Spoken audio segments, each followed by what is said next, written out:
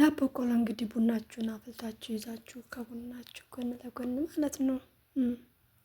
ቁጭ ስትሉ እንደዚህ ላይቭ ስገቡ ምናምን ቀጭ ቀጭ እያደረጋችሁ ወሬውም አይጠፋባችሁም። ቁርጥም ቁርጥም የሚል ነገር ማለት ነው። በጣም ነው የምወደው። ለምን እንደሆነ አላውቅም። እና እንግዲህ ቀጭ ቀጭ እያደረግኩ ነው እላችኋለሁ ውዶችዬ፣ የኔ ማሮች። ሰላም ጤና ይስጥልኝ። ውድና የተከበራችሁ ቤተሰቦች እንዴት ናችሁ? ሰላም ናችሁ? ሰላማችሁ ያላችሁበት የዓለም ዳርቻ ይብዛልኝ። ከኔ ጋር ሁሉ ሰላም ነው፣ እግዚአብሔር ይመስገን። ቤተሰብ ያልሆናችሁ ሰብስክራይብ ያደረጋችሁ፣ ቤተሰቦች ደግሞ ላይክ፣ ሼር እያደረጋችሁ እስከ ቪዲዮ መጨረሻ አብራችሁን ቆዩ። አጭር ቪዲዮ ነው፣ እስከ መጨረሻው ማለት ነው። በር ደግሞ አትስበሩሽ። እንደምታዩት እንግዲህ እዚህ ዱቄት አዘጋጅቻለሁ። ዱቄት እና ትንሽዬ ጨው፣ ስኳር ማለት ነው። ትንሽ ትንሽ አዘጋጅቻለሁ ማለት ነው። ለምን ይመስላችኋል? እንግዲህ እየሰራው አሳያችኋለሁ። እናንተም እየገመታችሁ ያው በየቦታው ሊለያይ ይችላል የስሙ ማለት ነው። ስኳርና ጨውን አደረኩኝ። ከዛ ውሃ አዘጋጅቻለሁ።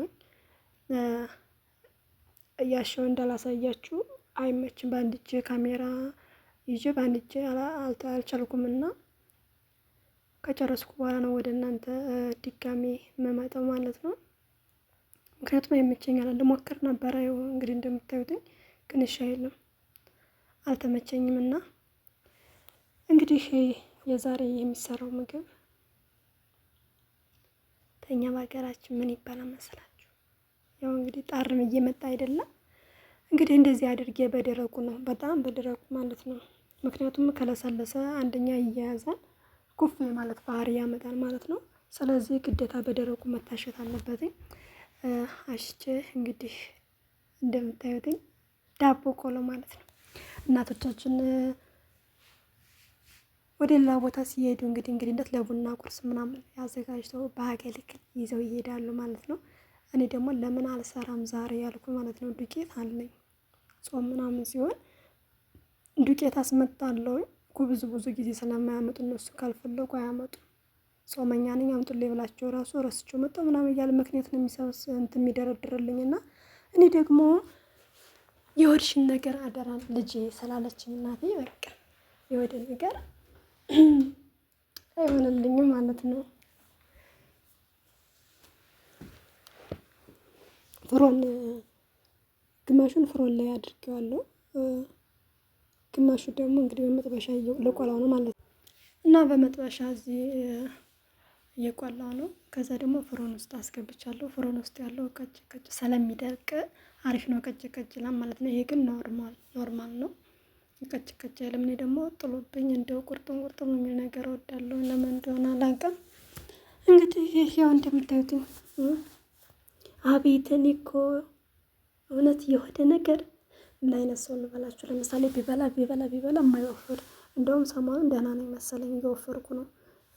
በጾም ሰዓት በጾም ሰዓት እየወፈርኩ ነው ማለት ነው። ሰሞኑን ደህና ነኝ፣ ብበላም አልወፍር። በእርግጥ ግን ሳውዲ ከመጣሁ ነው። ኢትዮጵያ ያለውን ወፍራም ነበርኩኝ። ከ10 ምናምን ኪሎ በላይ ነው የቀነስኩት እዚህ ሀገር ከመጣሁ። ለምን እንደሆነ አላውቅም። ሩዝ ስበላ ነው መሰለኝ፣ የት እንደሚገባ አላውቅም።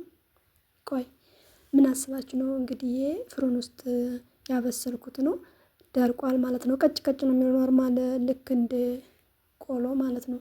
ይሄኛው ግን ያው የእናቶቻችን ዳቦ ቆሎ ነው። ሞክሩት።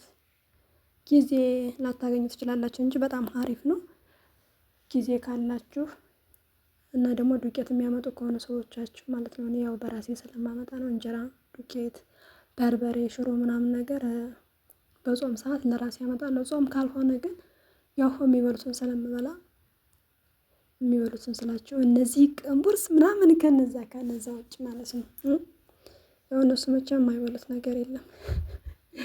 እንግዲህ ሁሉንም በእንደዚህ አይነት ሁኔታ የኛውን በበርበሬ አሽቸዋለሁ። ደረቁ ቁርጥም የሚለው ይሄኛው ደግሞ ገና አልታሸም ማለት ነው። ይሄን ይመስላል።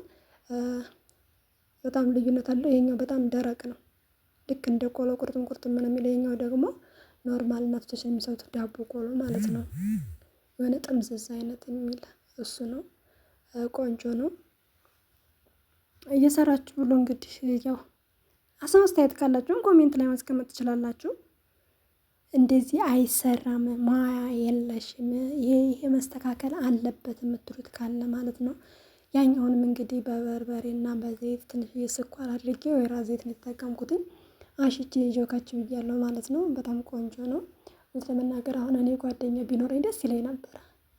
በእርግጥ ግን የሀበሻ ጓደኛ አልፈልግም ስላየሁት ማለት ነው። የሀበሻ ጓደኛ ማላቃትኝ እዚህ ሀገር መተን ዝም ብሎ ኖርማል ስራ ቦታ ማውቃትኝ አልፈልግም ስላየሁትኝ ማለት ነው። አይቼዋለሁ። በጣም መጥፎ ነን። የሌላ ሀገር ምናምን ጓደኛ የሀበሻ ምግብ የምትበላ ብትኖር ደስ ይላል። ወይም እንደዚህ ቅርብ ጎረቤት አረቦች የሚፈቅዱላቸው አሉ። አንዳንድ ጊዜ እየሄዱም እየተጫወቱ ምናምን ስራ ሲጨርሱ ማታ ምናምን እንደዛ አይነት ብትኖር ችግር የለውም። ምክንያቱም አትሰላችሁም።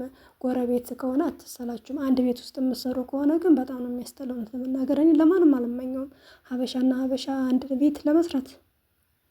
እውነት በጣም ጠንካራ ናችሁ ብዬ ነው የማስበው። አንድ ቤት ሁለት ሀበሻ በተለይ ቋንቋ የሚችልና የማይችል አንድ ቤት እየሰራችሁ ያላችሁ በጣም ነው የማደንቃችሁ። እግዚአብሔር ምስክሬ ነው ማለት ነው። በጣም ነው የማደንቃችሁ።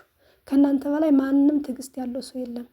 በተለይ ቋንቋ የማትችለው ሴት ማለት ነው። ቋንቋ የማትችለው ሰራተኛ ከእሷ በላይ ማንም ትዕግስት ያለው ሰው ሊኖር አይችልም። ስላየሁትኝ ጠለብ እያለሁኝ በጣም መጥፎ ማለት እኛ ሀበሻዎች ነን። በራሳችን ዜጋ ላይ በራሳችን ወንድም ላይ ማለት ነው ስቃይ የምናደርስ ድካም እንግልት የምናበዛ እኛ ሀበሻዎች ነን። እና በጎረቤት ምናምንም አትሰላችሁ። እንደዛ ቢኖር ደስ ይላል። ቡና ፈልታችሁ ምናምን ዳቦ ቆላችሁን እየበላችሁ የተጫወታችሁ ጊዜ ታሳልፉ ነበር። ግን እኔ ጠለብ እያለሁኝ ፈጣሪን በጣም እለምነው ነበረ ከሀበሻ ጋር እንዳይገጥመኝ እያልኩ ከጠለብ ከጠፋሁ በኋላ ሀበሻ ሌላ አለ ከተባለ አልሄድም። ስራ ፈትቼ ወደ ሀገሬ ብገባ ነው የምመርጠው። ምክንያቱም ሌላ ጦርነት ከሚነሳ እያልኩ ማለት ነው።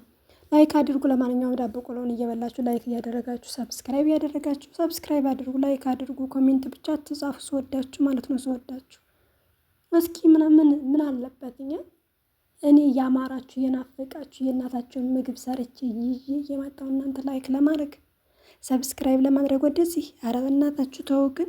ለማንኛውም አሰላማ